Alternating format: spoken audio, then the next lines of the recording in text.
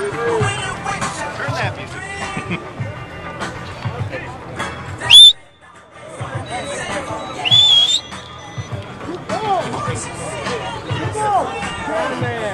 Music.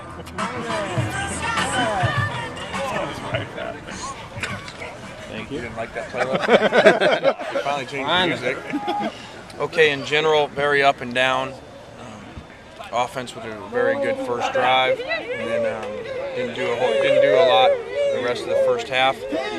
Defense came back after that first drive, played extremely well, and I think what you saw probably in general is what usually happens, unfortunately, is you get a lot of hyped freshmen that come in here. They're excited for their first time in here, coming down the tunnel, and can't line up and make mistakes that the guys do. And so it's why it was so important to have these games like this, because we need so many of these guys to play for us, as opposed to just go through normal scrimmages, to put them in this format so they get this out of their system, making these mistakes as they did, like freshman mistakes. So we'll work these out of our system hopefully and find some of those guys who can help us play. I thought, on defense, Juwanza Starling early on really showed up with some big hits, which is exactly what we need him to do, is tackle better like he did today. And Deion Bailey back-to-back interceptions.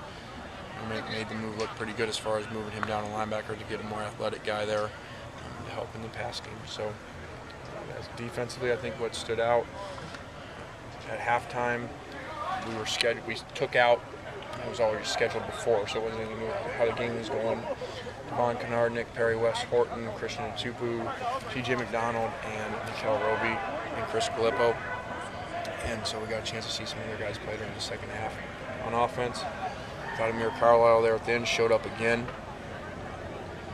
Bryce Butler showed up, which was great to see. And Kyle Prater looked like a freshman, so some good things to work on, but obviously we have a lot of work to do. Did Demetrius Wright's injury look like a major thing? Or? It looked like one. Kind of put everybody in the tank there for a little bit, but it is just a hip pointer, and that will not be a big deal, fortunately. So that was great news. Can you assess Kessler's play today? Yeah, I thought Cody played really well. I think which speaks for probably what he is, which is a gamer. He's not the guy that walks on the field and warm-ups and blows you away. There's been a lot of guys like that that have been great quarterbacks, and so he was a great high school quarterback, and he showed it again today with great numbers today. And a lot of that has to do with his work ethic, the way he approaches the game. He's very, very mature in his approach to being great. How about Dylan Baxter?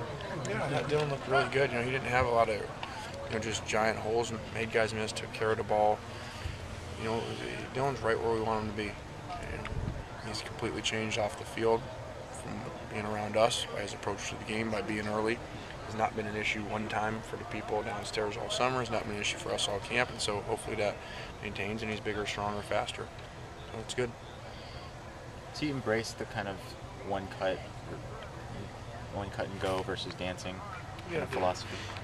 We've been very hard on Dylan for obvious reasons, but to give Dylan credit, Dylan has responded in all areas.